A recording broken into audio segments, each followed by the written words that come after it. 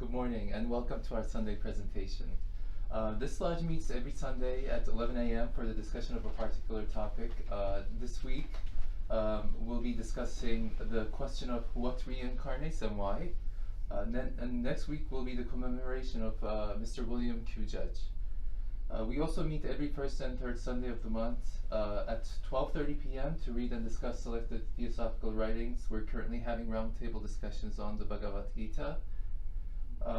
And I'd like to proceed with the reading of the declaration. The policy of this lodge is independent devotion to the cause of Theosophy, without professing attachment to any theosophical organization. It is loyal to the great founders of the theosophical movement, but does not concern itself with dissensions or differences of individual opinion. The work it has on hand and the end it keeps in view are too absorbing and too lofty to leave it the time or inclination to take part in side issues. That work and that end is the dissemination of the fundamental principles of the philosophy of Theosophy, and the exemplification and practice of those principles through a truer realization of the self, a profounder conviction of universal brotherhood. It holds that the unassailable basis for union among Theosophists, wherever and however situated, is similarity of aim, purpose, and teaching, and therefore has neither constitution, bylaws, nor officers, the sole bond between its associates being that basis. And it aims to disseminate this idea among Theosophists and the furtherance of unity. It regards as Theosophists all who are engaged in the true service of humanity, without distinction of race, creed, sex, condition, or organization, and it welcomes to its association all those who are in accord with its declared purposes and who desire to fit themselves, by study and otherwise, to be the better able to help and teach others. The true Theosophist belongs to no cult or sect, yet belongs to each and all. Today's reading comes from the Bhagavad-Gita.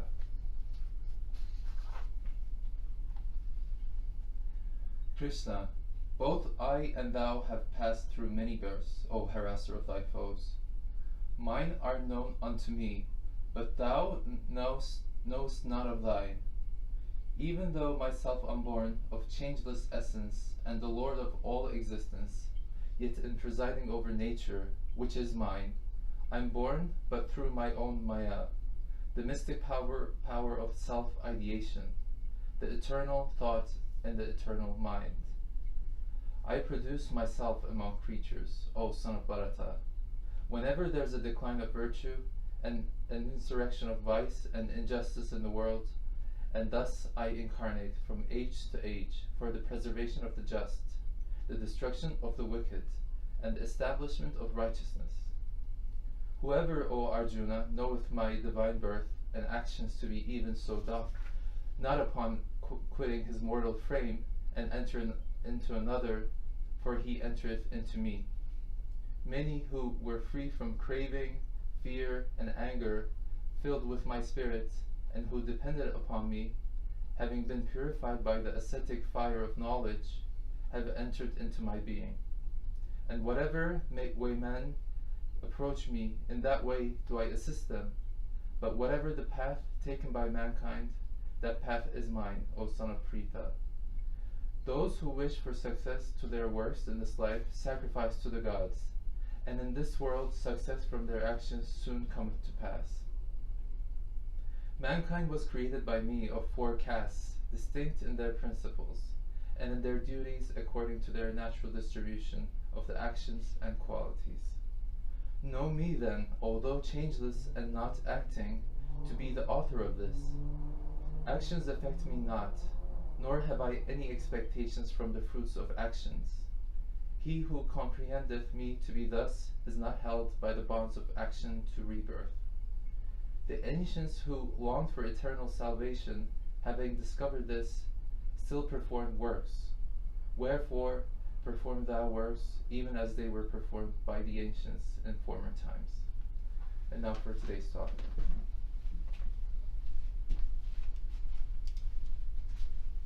Thank you. Right. Mr. Judge, in putting the wisdom of the ages into English words, tells us that reincarnation is all for the experience and emancipation of the soul, for the purpose of raising the entire mass of manifested matter up to the statute, nature, and dignity of conscious godhood.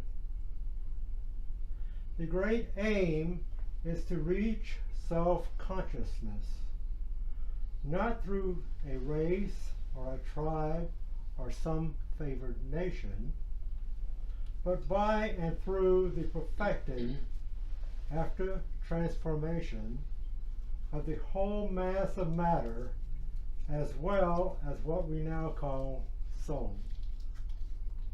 Nothing is to be left out.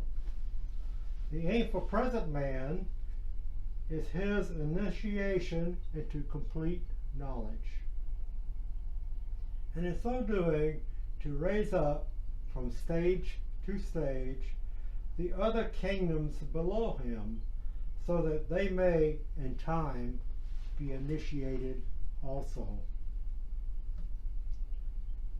And these are the first two right here we have here: soul experience and raising up matter. So the aim of present man is his initiation into complete knowledge, and so doing to raise up from stage to stage the other kingdoms below him, so that they may in time be initiated also. This is evolution carried to its highest power. It is a magnificent process. It makes a man a god and gives to every part of nature the possibility of being one day the same. There is strength and nobility in it, for no man is dwarfed and belittled, for no one is so originally sinful that he cannot rise above all sin. But man himself has a key role in making this process work smoothly by being in tune with the laws of nature. The fact of reincarnation is widely accepted in the world. Almost all in the East accept it. Jesus taught reincarnation, but knowledge of reincarnation in the West was lost after the church anathematized it in about 500 AD. It has increasingly resurfaced in the West since the late 19th century, when it and its twin doctrine, karma, were introduced as a centerpiece of the modern Theosophical movement. Scientific evidence proving its validity has since mounted. Karma and reincarnation are inextricably linked with each other. You can't have one without the other.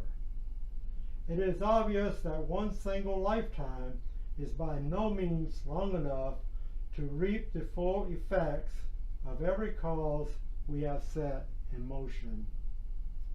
It is also apparent that some of the aspects and circumstances of our lifetime do not have their origins in the current lifetime, but seemingly in the distant past.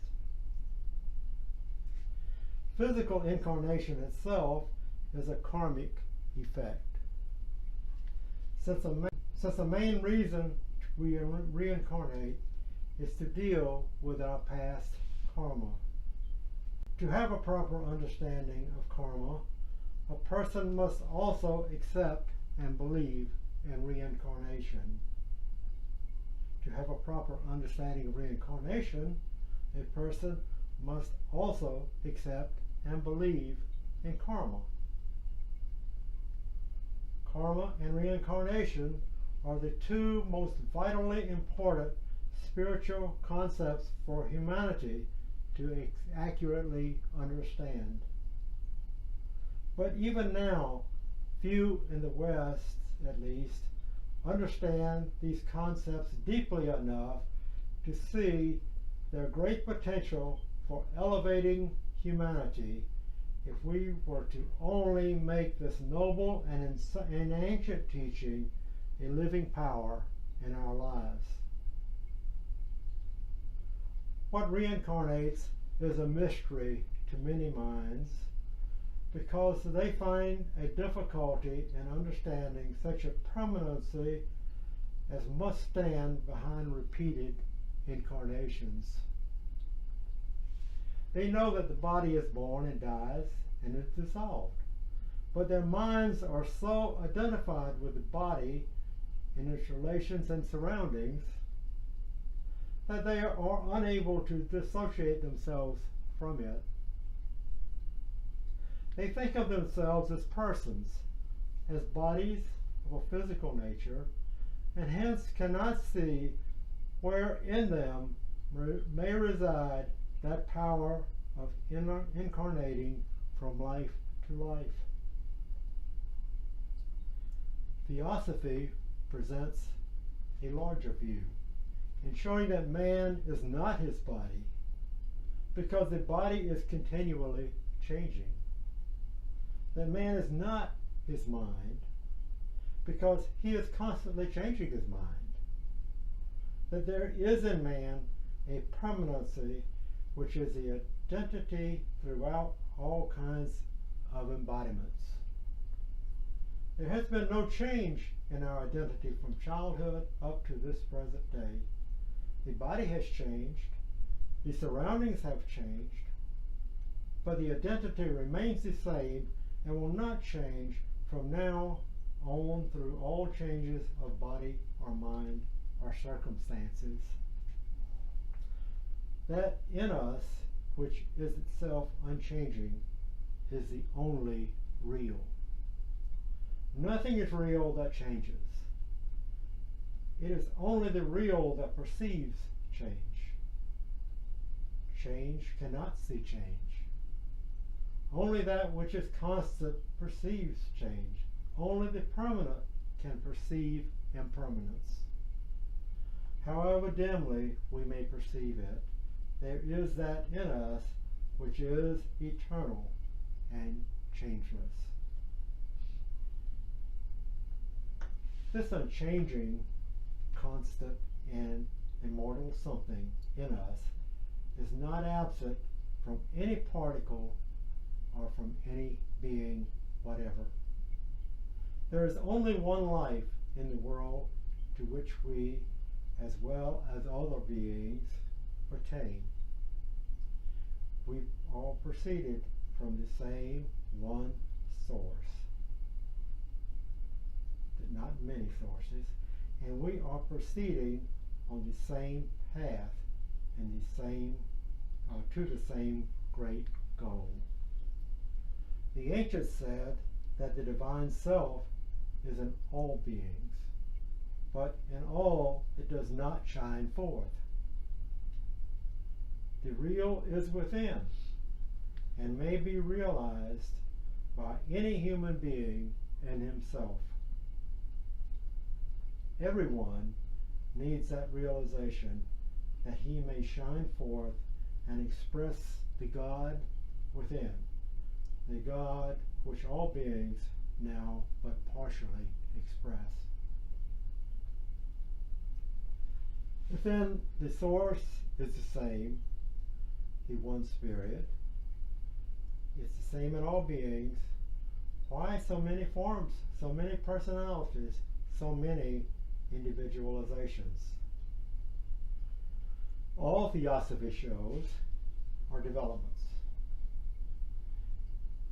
in that great ocean of life, which is at the same time consciousness and spirit. We move and live and have our being. That ocean is separable into its constituent parts, and the separation is affected through the great cause of evolution. Even in the kingdoms below us, which are from the same source, the tendency to separate into drops of individualized consciousness goes on in ever increasing degree. In the animal kingdom, those species that are nearest to us make an approach to self-consciousness, but we as human beings have arrived at that stage where each is a constituent drop of the great ocean of consciousness. As with an ocean of water, each drop of it contains all the elements of the great body, so that each constituent drop of humanity, each human being, contains within its range every element of the great universe. The same power exists in all of us, yet where we stand on the ladder of being, we see many below us and greater ones above us. Humanity now is building the bridge of thought, the bridge that connects the lower with the higher. The lower here being in green, the higher being in yellow.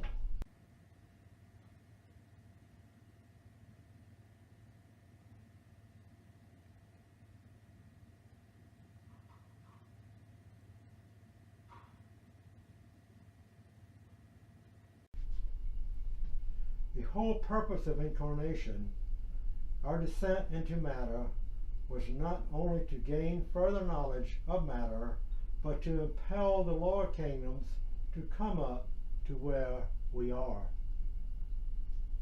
We stand as gods through the lower kingdoms. It is our impulsion that brings them either well-being or distress. It is our misconception of the aim of life that makes nature so hard, that causes all the distress and disasters which afflict us in cyclones, tornadoes, diseases, pestilences of every kind.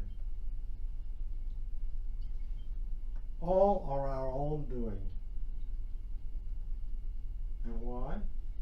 Because there is a sublimation of material, vegetable, and animal kingdoms in our bodies, which are lives in themselves. Every cell in our bodies has its birth, youth, manhood, decay, and death, and its reincarnation.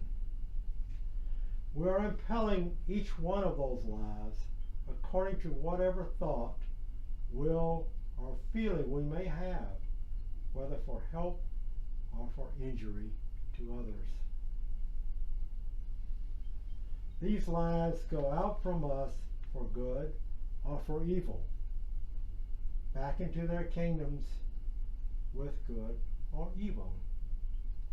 So lacking understanding of our own true natures, without comprehension of universal brotherhood, we are imperfectly performing our duties on this plane and are imperfectly helping the evolution of the lower kingdoms.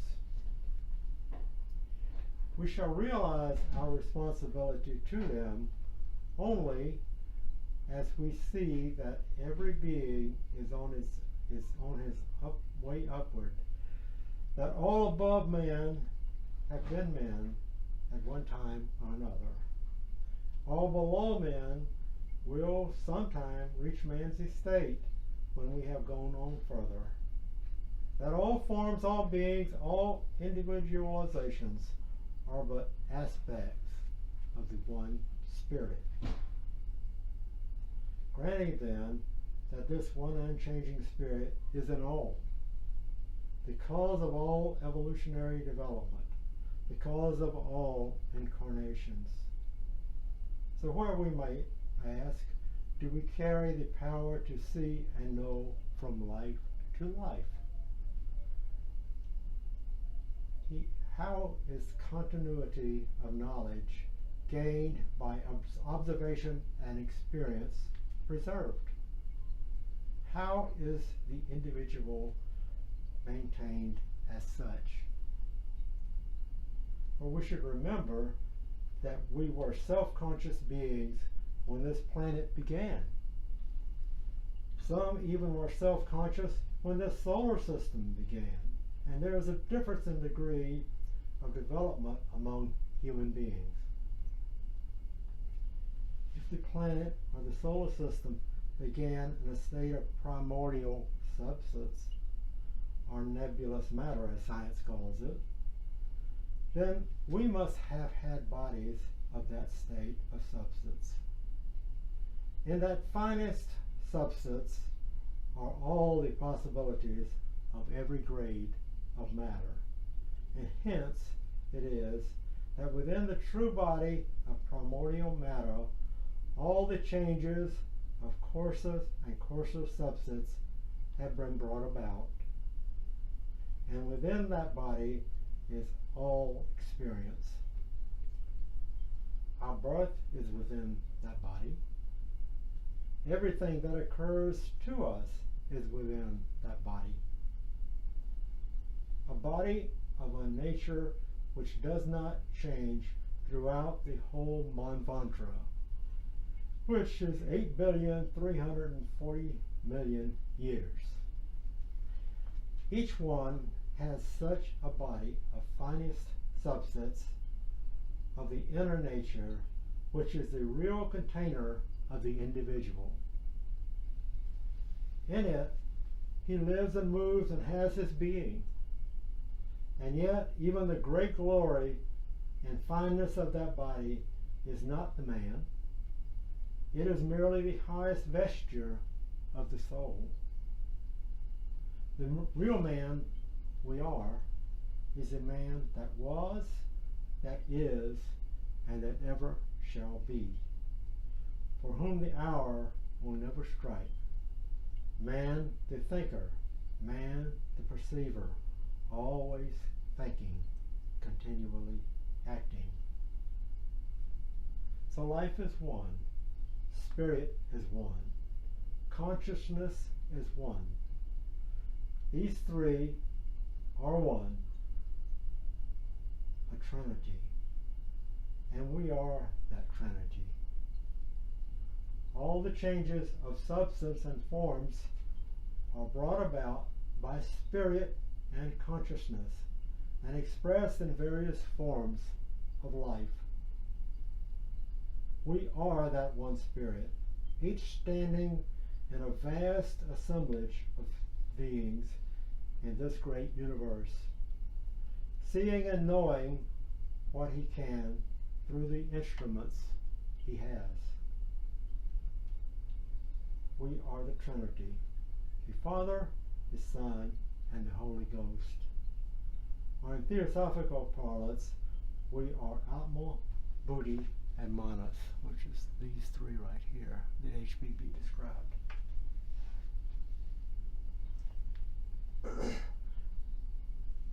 Atma as the one spirit, not belonging to anyone, but to all.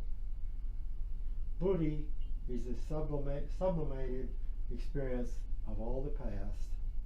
Manas is the thinking power, the thinker, the man, the immortal man. There is no man without the spirit, and no man without that experience of the past. But the mind is a realm of creation, of ideas. And the spirit itself, with all its power, acts according to the ideas that are in the mind. Although reincarnation is the law of nature, the complete Trinity, Atma, Buddhi, and Manas, does not yet fully incarnate in the race. They use and occupy the body by means of the entrance of Manas, the lowest of the three. And the other two shine upon it from above, constituting the God in heaven. This was symbolized in the old Jewish teaching about the heavenly man who stands with his head in heaven and his feet in hell. That is, the head, or Atma and Buddhi, are yet in heaven, and the feet, Manas, walk in hell, which is the body and physical life. For that reason, man is not yet fully conscious, and reincarnations are needed to at last complete the incarnation of the whole Trinity of the body. When that has been accomplished, the race will have become as gods. And the godlike Trinity, being in full possession, the entire mass of matter will be perfected and raised up for the next step. This is the real meaning of the word made flesh. It was so grand a thing in the case of any single person, such as Jesus or Buddha, as to be looked upon as a divine incarnation. And out of this too comes the idea of the crucifixion. For Manas is thus crucified for the purpose of raising up the thief to paradise. It is because of the Trinity is not yet incarnate in the race that life has so many mysteries, some of which are showing themselves from day to day in all the various experiments made on and in man. The voice of the silence says, "Man is like a mirror. It gathers dust while it reflects. It needs soul wisdom to brush away the dust." This mind of ours, or that which we call the mind, is merely the reflector, which presents different pictures as we train the mind. The spirit acts in accordance with the ideas seen, for good or for evil. Is there evil in the world? It is the power of spirit that caused it. Is there good for the world? It is the power of spirit that caused it. For there is only one power. The misdirection of that power brings evil. The right direction brings good. And we must give up the idea that we are poor, weak, miserable creatures who can never do anything for ourselves. For as long as we hold that idea, so long will we never do anything. We must get the other idea, that we are spirit, that we are immortal. And when we come to realize what that means, the power of it will flow directly in and through us, unrestricted in any direction, save by the instruments which we ourselves cause to be imperfect. So let us get away from the idea that we are the poor, miserable, defective physical body over which we have so little control. We cannot stop a heartbeat. We cannot stop the breath without destroying the body. We cannot stop the constant dissociation of matter that goes on in it, nor prevent its final dissolution. What humans call death will always be, and there is a great advantage in it. If we could not change our bodies, how would there be any chance for advancement? Are we so well pleased with our current bodies that we would desire no change? Certainly not. There is only one thing in this life that can be retained permanently, and that is his spiritual nature. And the great divine compassion, which we may translate by the word love. We are the reincarnating egos who will continue to incarnate until the great task which we undertook is completed. That task is the raising up of the whole of humanity to the highest possible stage of perfection on an earth of this kind. We incarnate from age to age for the preservation of the just, the destruction of wickedness, and the establishment of righteousness. This is what we are here for, whether we know it or not. And we must come to a recognition of the immortality of our own natures before we shall ever relieve ourselves from the distresses that afflict humanity everywhere. We have to bring ourselves in touch and in tune with the whole great purpose of nature, which is the evolution of soul, and for which alone all the universe exists. We have this pass out here. HPB summarized it this way in her paper on karma and reincarnation. We will detail it as much as we can in this hour, but please take it home and take a look at it. Maybe we can discuss it more later as you think of things to say. But the bottom line is, the soul reincarnates due to three main reasons. It still has lessons to learn. It still has karmic debts, which it needs to work off in order to further balance its karma. And the third reason is it has not yet fully realized its own divine nature, or its absolute oneness with the divine and thus with all life, and has not yet rebecome in consciousness that kind which it truly and really is. Reincarnation is a law in nature. It is not true that only some souls reincarnate, or that reincarnation is the exception rather than the rule, as some have claimed. It is an ongoing cyclical process and a necessity for each soul.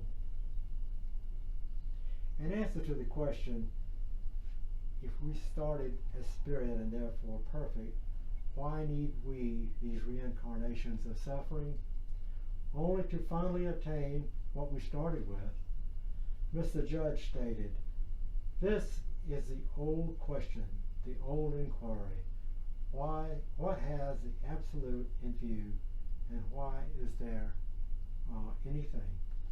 The question contains its own answer. If we started as spirit and therefore perfect, we must still be and so remain forever perfect. But in the Upanishads, it is said that these radiations from the great all are like sparks from a central fire, which emanate from it and return again for its own purposes.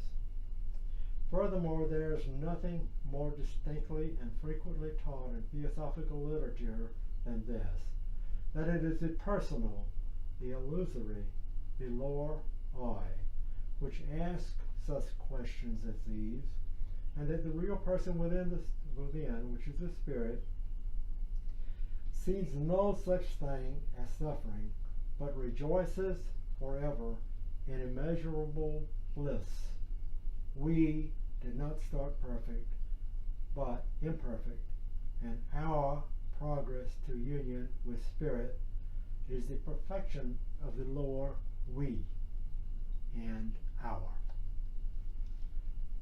When the soul has perfected itself, purified itself, and settled all its karmic accounts, and consciously reunited and merged itself with the higher self, which is pure eternal spirit, then and only then can the cycle of birth, death, and rebirth be said to have come to an end. It is safe to say that very few, if any of us, are close to reaching that stage yet.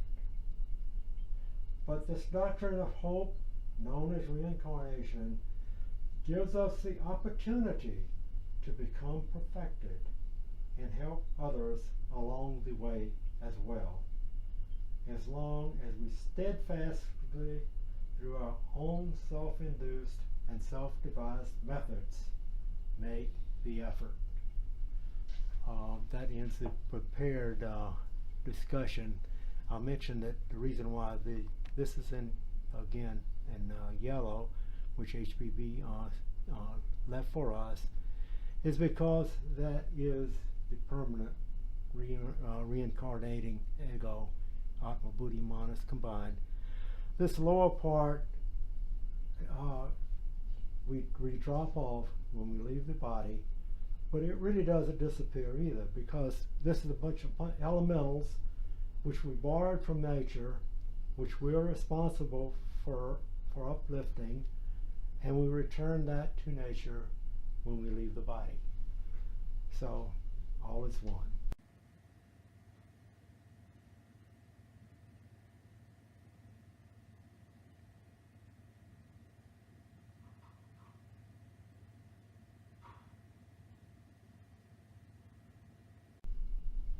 Thank you for listening. I'll be happy to entertain any comments or questions.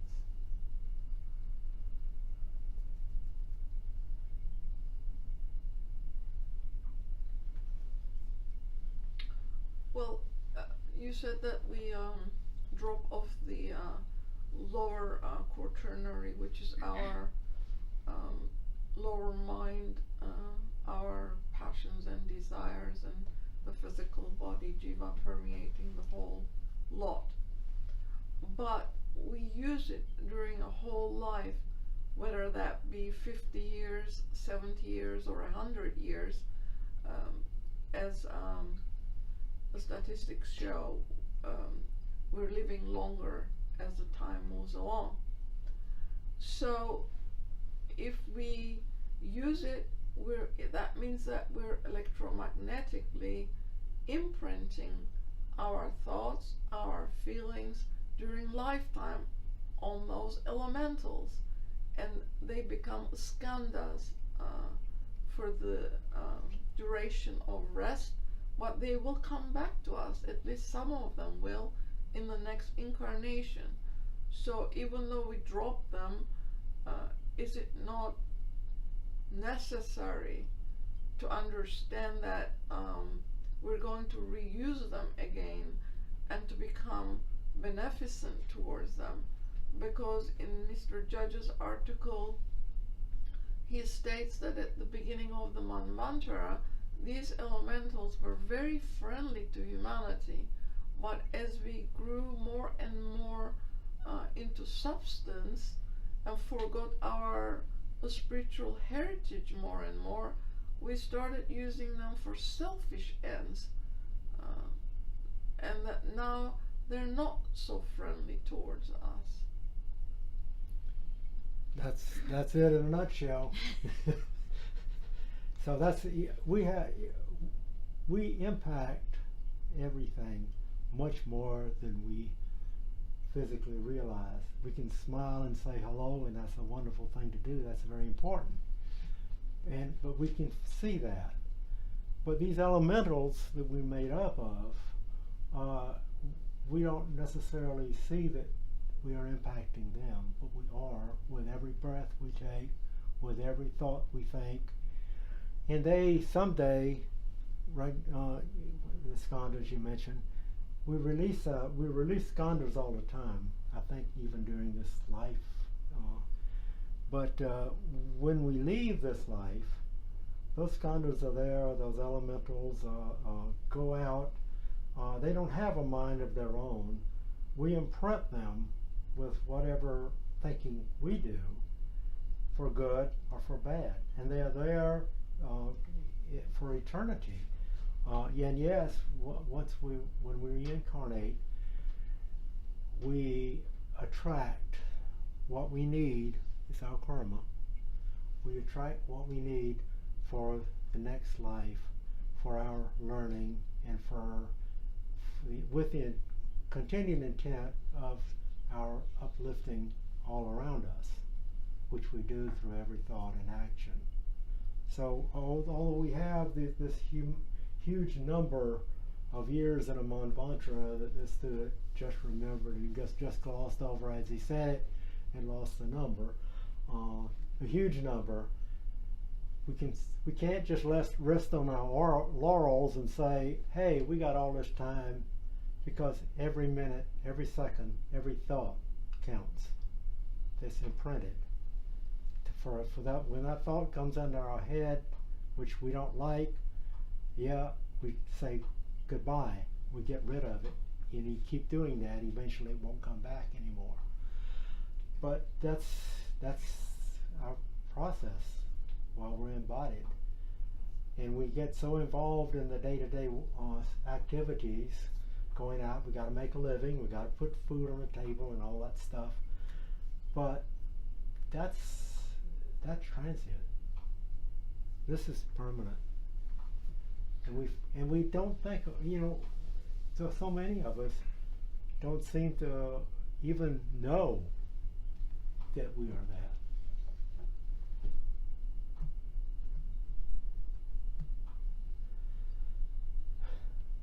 So to follow up, the three higher principles, the permanent part of us that you have put up there, how is it possible that we have lost that knowledge? Well, we really hadn't lost it. It's in us. It's always in us. Knowledge. Knowledge, yeah. Because we're in gross matter. And that's matter. Gross matter, it's solid, feels immovable, all that stuff. And that's what you can see and touch. And that's what we have a way of, just as we move down into it, we have a way of relating to that. This is the real, but it is the only true thing we're made of. But in this incarnation, we don't see those other worlds. We only see the physical. We can feel, and as we think about feeling, as we think about getting in touch with the masters, and we insist on feeling them, eventually we do. But we gotta keep going at it, and raise ourselves up. Raise this where we're at, we're living in now. We have to keep reaching up. It's not going to come down for us. We have to reach up for it. So then why is it so difficult for the Western people to move in this direction? It's amazing how slowly we learn. It's just absolutely amazing. And once we get ingrained in something, it's very difficult to get rid of it. In about 500, it's this student's opinion that the church fathers, who may have had the best intentions in the world, came up with this idea of getting rid of reincarnation, because the evolution of the church since Jesus, the time of about 100, 0 to 100, minus 100, whenever the person we are calling Jesus now walked the face of this earth, and who taught this doctrine, it kind of got out of the church to the point where it says reincarnation is taboo. And they had a great deal of power, especially then and through the Middle Ages. The power is waning a bit.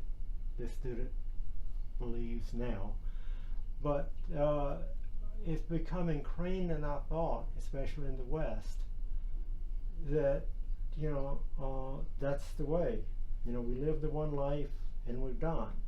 We either go to heaven or hell forever. So until we get that thinking straightened out, which the seed of our thinking is being straightened out is with us now, but it may be quite a while before we generally understand this idea, which is a law of nature. Well, any intelligent human being who can ask, where was I before, and where am I going at the end, and what is the highest possible achievable, could not possibly accept a one-life theory, because why are we here in such a short period of time? How can perfectibility be achieved? It doesn't make any sense. What's your believing you're a miserable sinner? Perfectibility is not possible in one life. So all this is really there, available to everyone, but I think great majority in the West, we just don't take advantage of that opportunity. It's right here and clearly explained in the books. I mean, she made this up. Yeah, there's words that we don't know in the words and Sanskrit words and so forth, but it's all on one piece of paper for us to ponder. Well, Sanskrit is the root of all languages anyway. Yeah. That's where we're going eventually. So perhaps there was also intent in introducing to the Western world again. Since we have forgotten everything, we all obviously have forgotten Sanskrit as well. But it is very encouraging that those students, so really young kids in London, they're about 3 to 5 years old, and they're being introduced to Sanskrit, because apparently you learn that language a lot faster when you're younger than as you get older. Mm-hmm. It was very encouraging to see that pockets of this is available everywhere, all around the world. And I think in the West there are a lot of people who are inquiring about karma and reincarnation, but perhaps they don't get the true explanation for it. The language has the words in it, but I'm not sure people understand exactly what it means and how it affects every human soul in its deeper aspect. And not only are we interlinked, but what each human soul does every day affects the whole, because we are interconnected. Mm-hmm. Not just telepathically, but that soul light that you referred to is also one, comes from the same source. It's in all of us. Mm-hmm. Perhaps that's what the Indian recognizes when he bows down to the other person. But out of the God within. It's not the physical body, but the every light. Every person has that God within. Yeah. So every person is divine in soul. potential. Yeah. Yeah.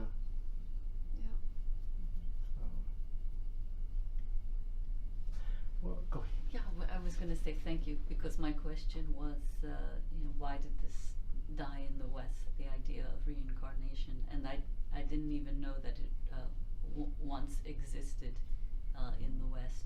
And even I've had Catholic friends ask me, how do you believe in this rebirth idea? And I always thought it was due to science, because science, it seems to rally against the idea of science and proving, and it has no rational explanation for it, and that with science being so prominent, observation and proof in the West, that rebirth just sort of died as a theory. So, but that makes more sense, and I think the idea that, in my opinion, that if you have a God who is able to judge, who is judge and omnipresent, all-powerful, that's the determinant about Absolutely. where you go.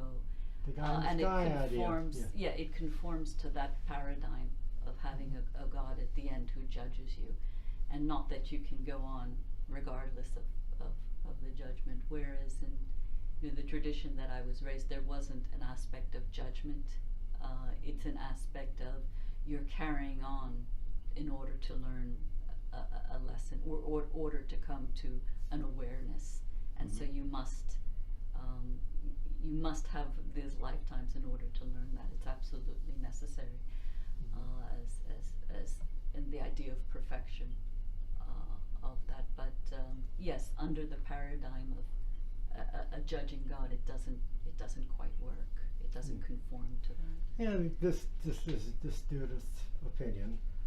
That's exactly the way this student sees this evolution of the process as Jesus' day. He was then there. 500 years later, man got involved in it. I'm not picking on Christianity. It happens in every phase of life. We could talk about it in Theosophy too. But they start setting rules and this, that, and the other, and the one life theory and all that comes into being.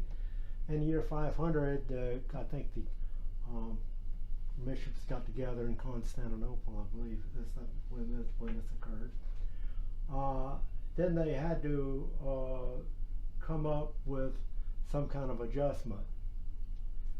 And they had such great power until science itself had to carve out its own path.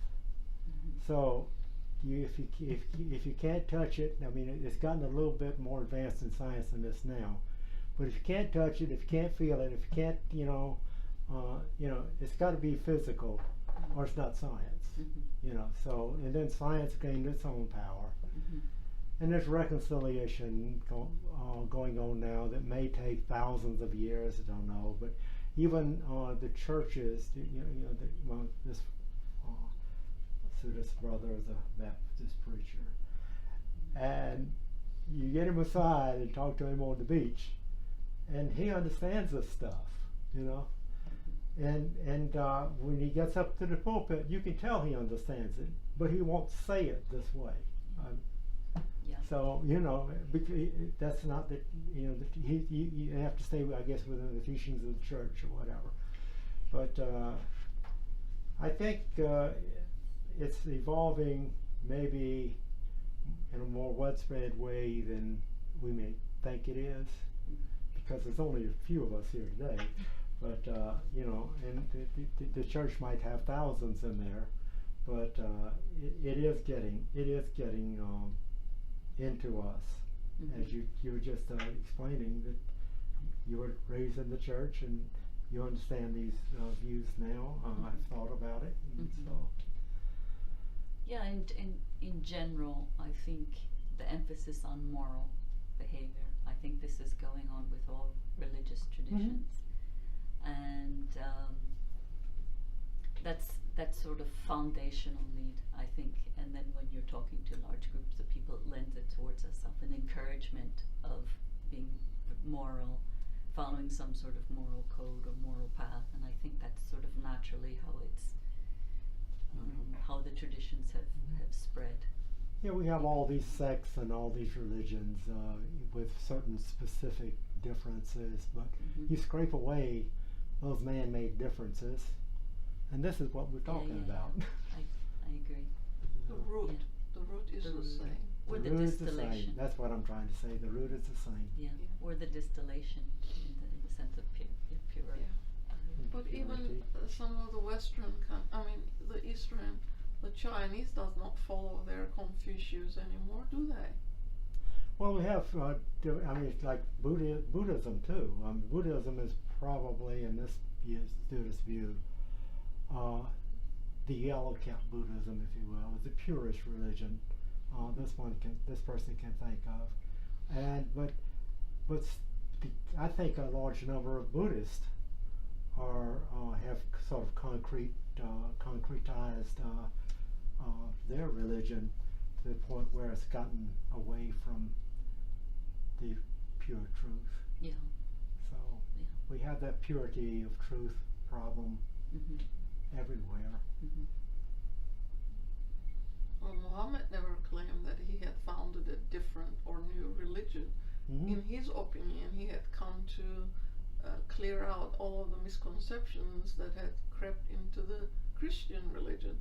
But his followers made a different religion out of his book as well. So it's not the iconoclasts who come to repair what has been destroyed or misconstrued, but it's the followers of these heroes and people who come to guide humanity forward that make a mess of it, really. They come up with religions, with codes of behavior.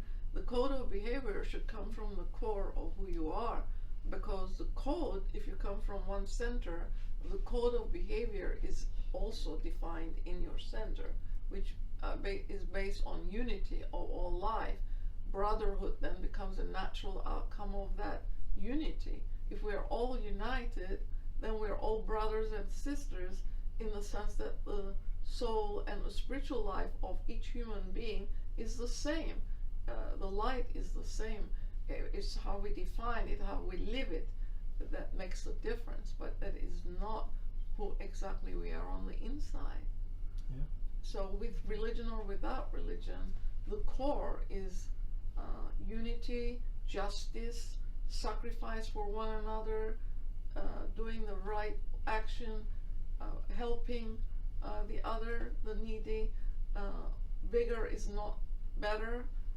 Using what you have wisely then comes into it. Like in the olden times, our forefathers knew how to use their substance better than we do. Look at the American Indians. They had a ceremony thanking the animal for sacrificing its life for them. They lived with nature, and we come from Europe and look at them and think that they don't know anything, and we destroyed their environment. So it comes to mind, you were talking about the Indian and the buffalo. Yeah. They only That took what they was the needed. source of their survival. Yeah. They only killed when it was time to eat, That and whatever they need. and they were appreciative of that. Yeah. And what happens? The English settlers come through, and they're shooting the buffalo out of the train windows, you know, and the buffaloes just laying dead all over the place. Or they then killed the whole millions and millions of them for their leather, Yeah. and left the carcasses. If they understood meat. karma and reincarnation, would they have done that? I don't think so. Karma and reincarnation. Whoever we were in the past, we're now incarnated, and we're going to come back. So whatever it is we create, that's what karma is. And then we incur that debt to nature, because we're not going along with nature's plan to assist it in furthering human nature to its higher culmination, which is the buddhimanasic aspect that is to be cultivated in this age. This is the Aquarian age. The Aquarian age is for compassion, and as a humanity, all of us need to participate in it that way. Absolutely.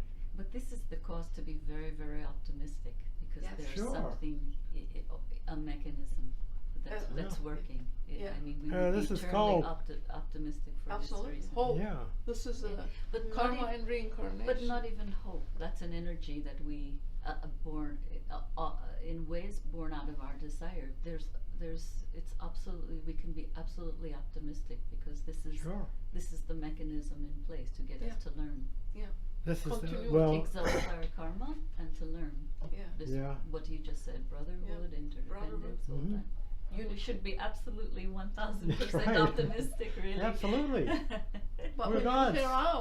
you look around Well, and you see all the misery, the people lose hope. just They They do. become depressed. Yeah. but just think they're learning their lessons. Yeah. I mean, That's true. everything is pain. It When a is- child gets new teeth, it's pain. When we're growing, it's pain. I mean, this Yeah. is all the same thing. But as soon as we realize what comes is our own doing, that there's nothing out there responsible for it, it makes a difference. That we cannot say my sins, someone else is assuming responsibility for what I have done. I am responsible. I made those decisions. I carried out those actions. And the effect is cooperative, because other people are affected from the decisions we make. So it's with others in company we are conducting ourselves. We are not separated in a little corner. We associate with other people, so what we are doing affects everyone. Yeah. Absolutely. So but as soon as we accept responsibility, this philosophy is hope and responsibility. So Well, yeah, hope. Well, responsibility being karma. Nobody's going to forgive us for anything. You know. nobody gives have you an to work it off. opportunity to correct your actions. Responsibility. The hope. Well, you mentioned the idea of hope too, Enthusiasm, I think, which is is what not you really mentioned. hope, but the reincarnation part of it is really, really an upper, if you will. Yes. I think so. It tells us that you know, We don't die. we don't die. No, we don't die. We You come back. man invented the word death. Yeah. There's no such thing as death. Yeah. There is immortality, that you Right. keep coming back until Or- you learn. Or shedding the Mhm. body. Yeah, we shed at We the shed end, the but, body, you know, it's yeah. not death of the inner life. Yeah, The soul that is doesn't immortal. really die. It just disintegrates. It disintegrates and in goes little to where pieces. it came from. But my brother is a scientist and he's a mathematician, does not believe in a soul. We'll have So to- we have our We'll little have to get discussion. science to connect. We'll connect with science Yeah, sometime. and he says Yeah. We he keep came reading. from nature, and when he dies, he's gonna disintegrate and get amalgamated into nature, and that's that. And I say, well, where were you before? What's in you that is holding you together? Oh, it's the force of life. But how do you define force? Oh, we have these discussions. So Yeah. yeah, Well, how does the water of the river eventually become rain? by a natural process. Mhm. Well, there's Starts your up. answer here, brother. How can it go through this phase? Goes in a circle. Yeah. It's a cycle. Hydrological cycle. Yeah. So Yeah, Uh-huh. but he doesn't believe in soul. He says his soul is material substance. So. Talking about science, I thought it was very encouraging that some leading scientists had meetings with the Dalai Lama. It's all in a little book now. Yeah. Book we Yeah. have. And they kind of appeared to be, in this student's understanding, kind of crossing it's crosstalk, if it's you will. The fascinating. scientists were there with that, and the Dalai Lama says yes, but you know. Yeah. But they And, want, they're passing but into metaphysics. There's a lot of promise in that Yeah, yeah, because yeah. science is moving more and more towards metaphysics. Yeah. into this understanding. Yeah, more metaphysical understand. Yeah. Metaphysics and meditation. They're able to have a dialogue. Yeah. Mm-hmm. But Einstein said this. They could have talking about Buddhism. It could have a dialogue with science. Absolutely. He was a very spiritual person. He was a mystical person. Lots of people don't see that part of him, but he was. He was mystical. Yeah, he was. You know, he recognized he wasn't perfect, but One of our- he still Underrated. had that spiritual sense about him, understanding the world around him. It said that he kept a copy of the Secret Doctrine at his bedside Is it all right? the time. Yeah. So, and his light, his research on light, and this student's understanding is directly in line with what's in here, Is it and also Isis Unveiled. There's a lot in there about light too. Yeah, fascinating. Well, I guess our time is about up. We can officially call it quits and continue our discussion to the degree we want to. Thank you for joining us. Thank you. Please join us next week.